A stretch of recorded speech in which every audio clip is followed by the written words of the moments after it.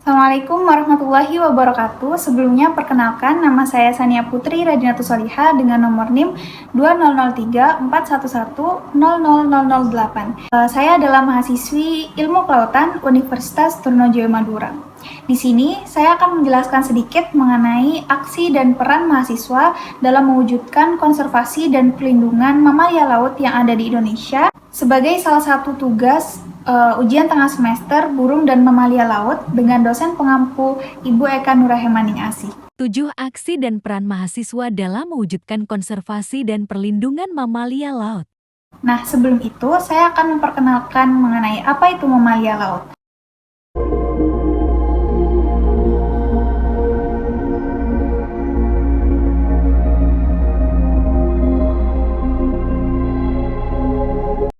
Jadi, mamalia laut merupakan salah satu jenis hewan mamalia yang hidup dan berkembangnya itu berada di lautan.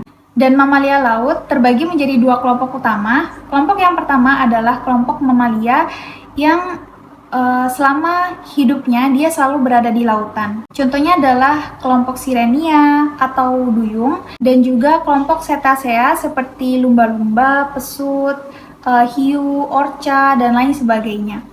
Sedangkan kelompok utama yang kedua adalah jenis mamalia laut yang harus kembali ke darat selama masa reproduksinya seperti masa istirahatnya, kemudian masa mereka membesarkan anak, masa mereka beristirahat, dan lain sebagainya. Umumnya, mamalia laut jenis ini berada di daerah pantai dan juga kutub es. Contoh dari mamalia laut jenis kedua ini adalah kelompok Pinnipedia seperti anjing laut, walrus, dan lain sebagainya. Juga kelompok karnivora seperti beruang kutub, berang-berang, dan lain sebagainya.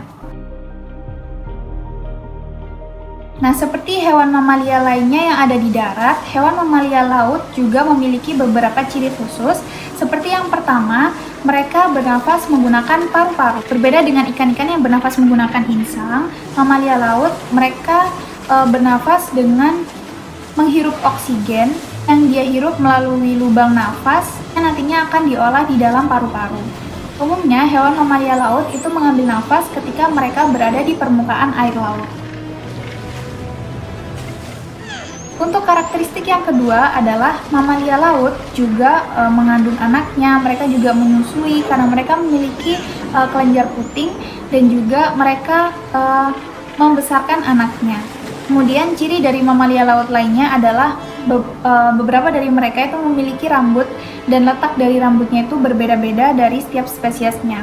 Contohnya adalah rambut whisker pada bagian moncong lumba-lumba yang umumnya tumbuh pada awal kehidupannya dan akan menghilang seiring dengan bertambahnya usia lumba-lumba. Sedangkan contoh spesies lainnya itu adalah dugong yang memiliki rambut di bagian bibir atasnya. Perairan Indonesia merupakan tempat hidup dan jalur migrasi bagi sebagian besar spesies mamalia laut. Namun hingga saat ini, beberapa spesies mamalia laut di Indonesia sudah tergolong ke dalam jenis mamalia laut yang dilindungi. Penetapan tersebut dalam rangka untuk menjaga kelestarian mamalia laut oleh pemerintah Indonesia. Namun, tidak hanya pemerintah, peran kita sebagai mahasiswa dan masyarakat sekitar juga sangat diperlukan, seperti yang pertama, yaitu tidak membuang limbah apapun itu ke dalam perairan, seperti limbah rumah tangga, limbah industri, dan lain sebagainya. Yang kedua adalah stop untuk membuang sampah sembarangan. Lautan bukanlah tempat sampah karena di dalamnya terdapat banyak sekali biota-biota yang membutuhkan kehidupan yang aman dan nyaman seperti kita. Yang ketiga adalah mencoba untuk membiasakan diri untuk melakukan 3R, yaitu reuse, reduce, dan recycle. Dengan mencoba melakukan 3R tersebut, kita bisa meminimalisir adanya buang sampah sembarangan. Karena faktanya, saat ini banyak sekali biota laut yang sakit dan mati karena sampah. Yang keempat adalah dengan tidak melakukan perburuan liar biota laut yang dilindungi. Selanjutnya, yang kelima adalah mencegah kebisingan dan stres mamalia laut. Nah, seperti yang telah saya sebutkan tadi di awal, bahwa Indonesia merupakan jalur bagi mamalia laut untuk bermigrasi, maka kita bisa mencoba untuk menghindari jalur-jalur yang sekiranya dipakai oleh mamalia laut.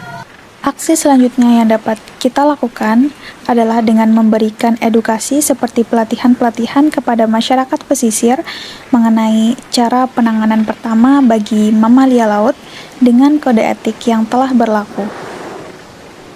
Dan yang selanjutnya yaitu tidak hanya masyarakat pesisir, namun masyarakat pada umumnya juga harus diberikan pemahaman mengenai pentingnya menjaga ekosistem laut, khususnya pada mamalia laut. Jadi, yuk sayangi biota laut kita. Sekian sedikit video mengenai aksi dan peran mahasiswa dalam mewujudkan konservasi dan pelindungan mamalia laut di Indonesia. Mohon maaf apabila ada salah kata. Terima kasih. Wassalamualaikum warahmatullahi wabarakatuh.